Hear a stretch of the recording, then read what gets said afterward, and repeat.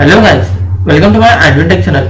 Today I am going to show you in this video how to fix another installation is already in progress error on your Windows PC. So before going to start the video, if you are not subscribed my channel, please subscribe. So let's start the video. Guys, if you are facing the error another installation is already in progress, then I will show you how to fix this issue.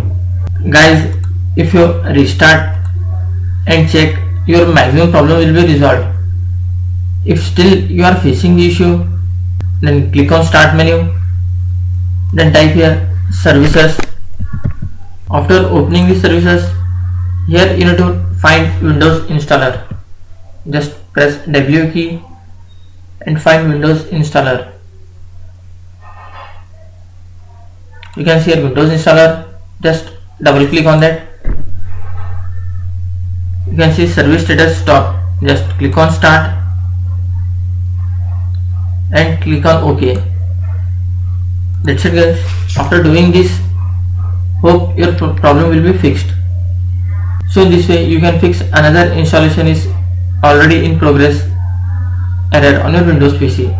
Thanks for watching. Hope if you like this video, please like, share and don't forget to subscribe.